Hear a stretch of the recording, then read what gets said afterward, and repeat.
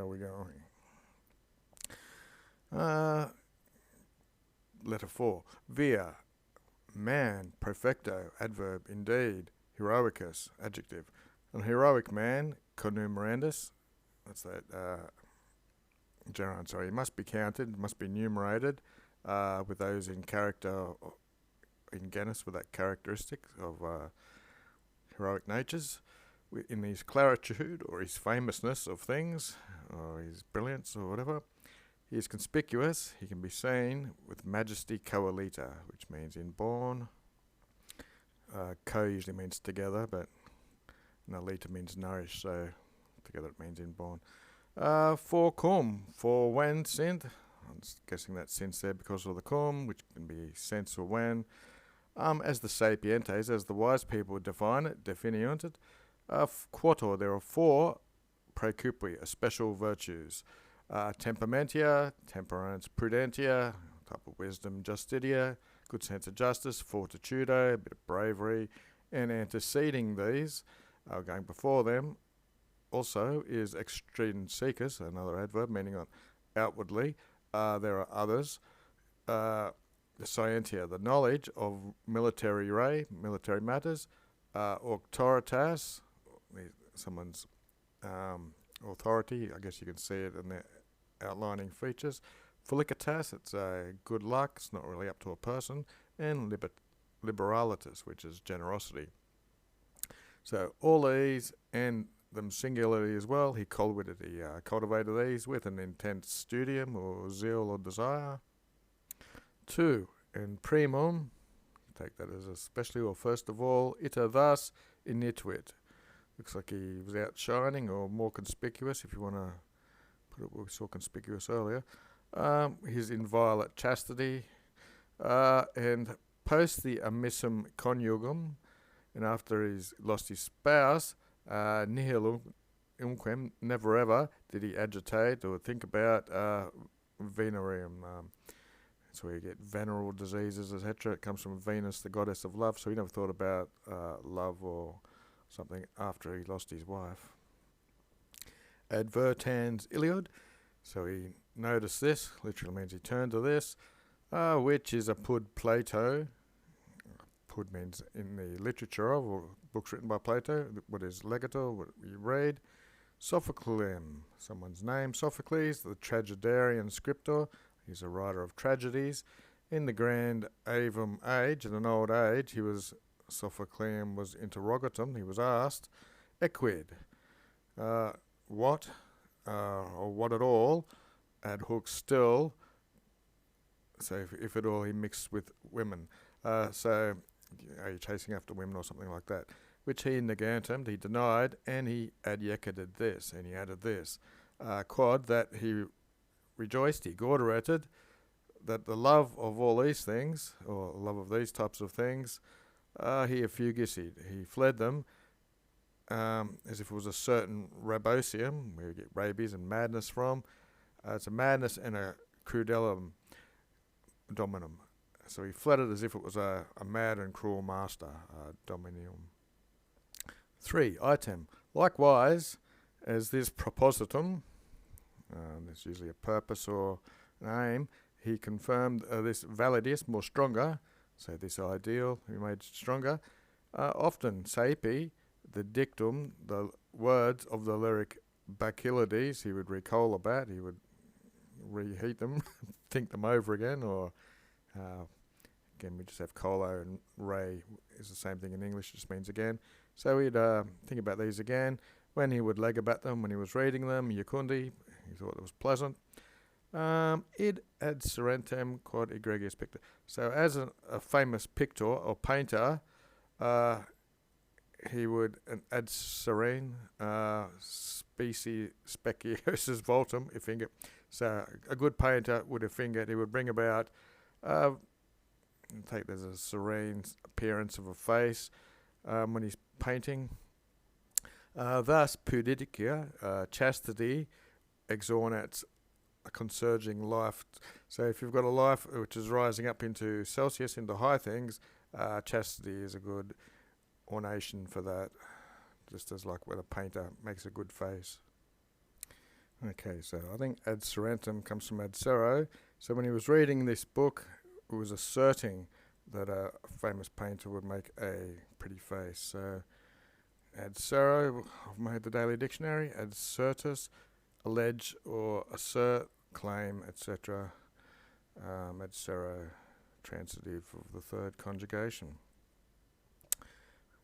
Which labe, which is a blemish, whatever, in adult robor, in the adult strength again of young man, of a flowering hood of a man.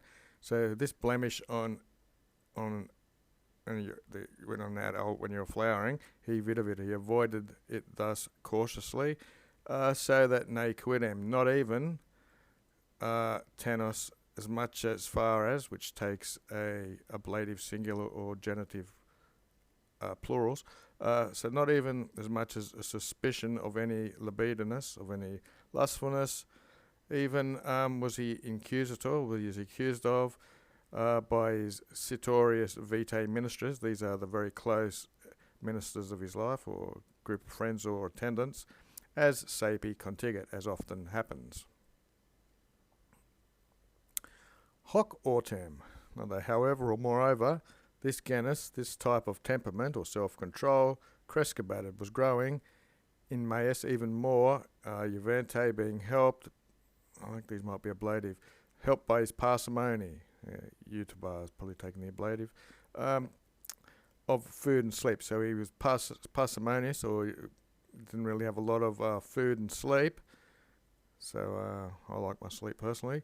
Which Domine for us, home and abroad, he tenaciously would use this parsimony of sleep. So whether he's at home or out on a campaign, he didn't eat too much and didn't sleep too much, and he wasn't into too much lust either. Nam qui in pace, for in peace, the victus eos, fourth declension, it's your diet, mensura, something to do with the table probably. So the diet of food he had in his table, and the tenuity, the thinness of it, recte admiranda.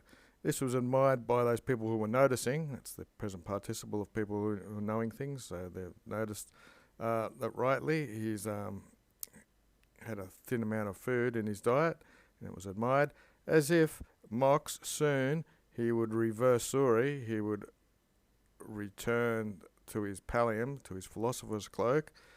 Another autem, however, or moreover, through various prosinctus, that's when you put on your belt. So he's putting on his belt, means going to war. Stands into them from time to time in the more, on the habits of a soldier. He was visibator, he was seen to sumere, take up food, cheap and brevum. Willem's cheap, so cheap food and a brief amount of food. He was seen to do that sometimes. 5. Ubi viro, but when, viro's post-positive, dormienda and exiguous, so he had an exiguous or small amount of sleeping, he had recreated with this rest. Got to move that. So he had refreshed his corpus with the quietness, with rest. So he refreshed his body from his labours, ingeratum. His body was ingeratum, had become hardened, or wore out by his labours, and this small amount of sleep refreshed him. He would expurga factus, he would wake up, and he would explore about. His very self would do this. Like he's in turn of the vigilarums, these are the sentries, and of the people who were stationed. So he'd wake up during the middle of the night and go check out the guards and the post. After these serious things, he would confugiens, that's present participle, 2 arts of doctrinum, like studies, arts of learning or whatever, and down to there. 6. Et si, and if the nocturnal lumina, the nocturnal lights, be lanterns, interque, amongst which lucrubat, that's a good verb to steal, means burning the midnight oil or working at night. If they were potwiscent, if they were able to have voices, giving any testimony, perfecto, assuredly, or indeed they would ostenderant, they would show that between him, and certain principles, certain princes, we get the word from, or emperors, inter esse. Amongst them there would be multum, there would be much variance or much difference, which they norented, they knew from pleasures, nay quidem, not even the necessary ones, which would indulgio, takes the dative to nature, which are necessary things which nature wants you to do.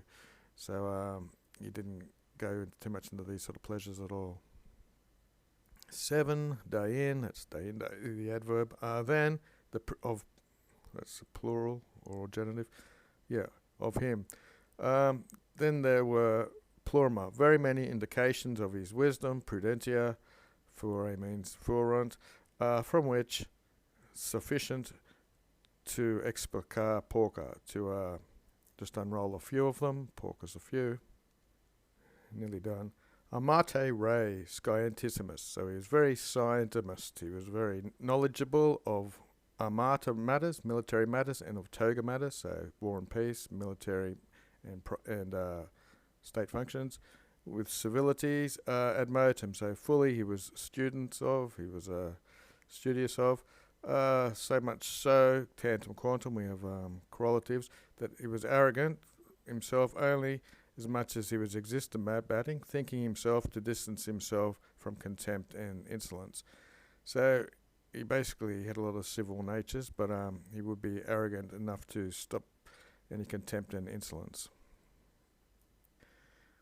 Virtue. In virtue, he was senior than his age, he was older than his age, which I actually said when I was in my 20s to an older fellow. He thought it was funny.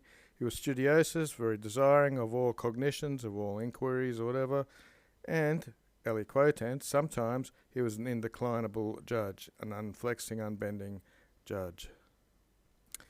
A censor, that's a political position. He was most acarimus, very fierceful in regulating moribus, the habits or whatever. He was placidus, so he was calm. He was a contemner, a spurner of opum, which is resources and wealth.